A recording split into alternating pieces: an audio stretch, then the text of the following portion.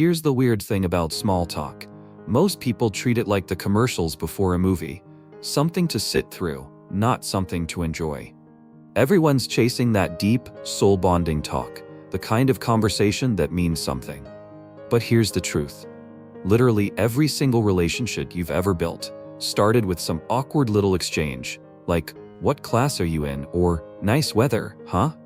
You just forgot because it became something more later. Hot take.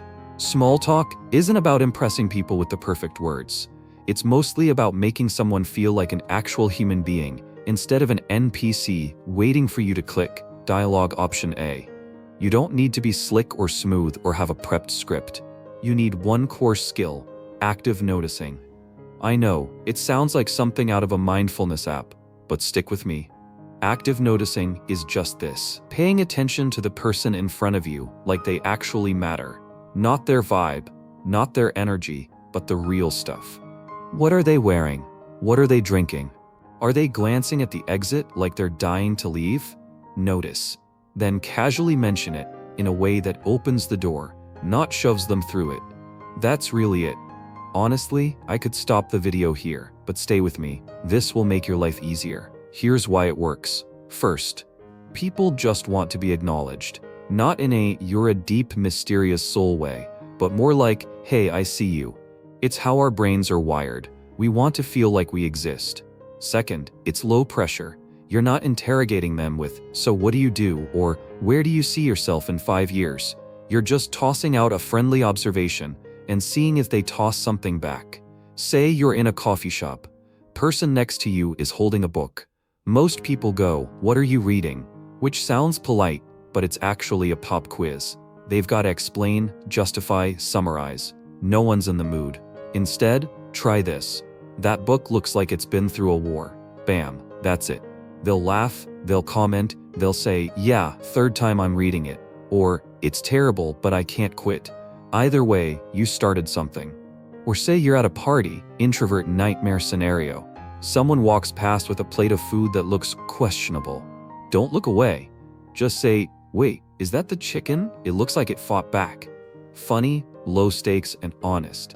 You're not asking for a dissertation. You're giving them a chance to chuckle and reply. Maybe even start chatting. That's the beauty of active noticing. You can do it anywhere. Meetings, dates, family dinners.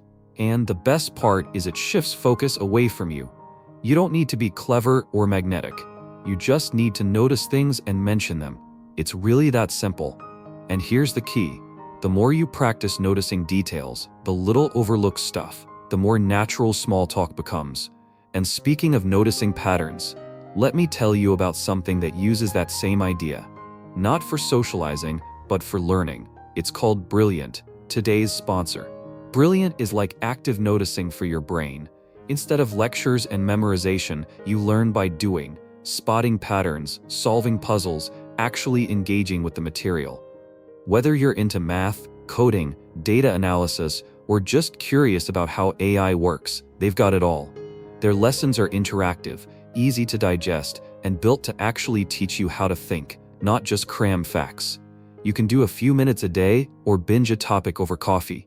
Either way, you walk away smarter and it sticks. Like if math stresses you out, they break it down from square one. Or if you want to jump into Python programming and build something real, apps, games, whatever, they've got full courses that walk you through.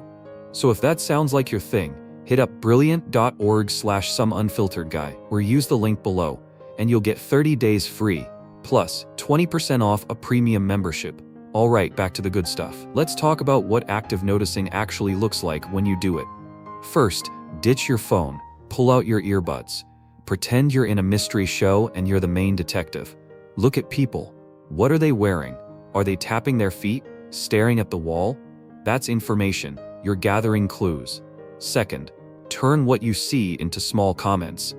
Doesn't have to be clever, doesn't have to be cool, just honest. Saw someone in neon green shoes? Say, "Those are the boldest shoes I've seen all day, respect." That's it. Doors open. Most people freeze up because they overthink it. But really, no one's watching you as closely as you think. So speak up. And third, get comfortable with dead ends. Not every comment sparks a chat.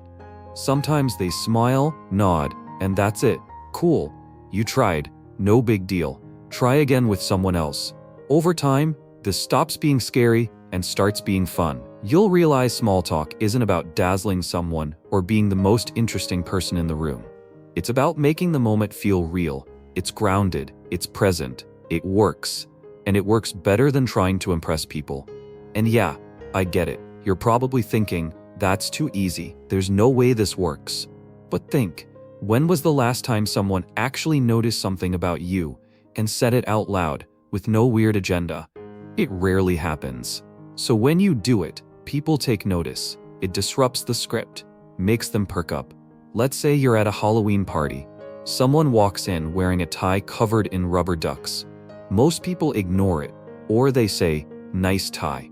Not you. You go, "Okay, I need to know the story behind those ducks." Now, you've got a whole moment happening. You turn the fashion choice into a story. That's the trick. It can be shoes. Those look way too clean to be comfortable. Coffee, that's a dangerous amount of whipped cream. Even a dog. I feel like your dog silently judges people, and I respect that. It's not about being hilarious. It's about being present. And here's the last piece. You have to mean it. If you're just faking curiosity, people will feel it and bounce. So even if it's only for a minute or two, you need to genuinely care, just a little. Be there. That's what turns the spark into connection.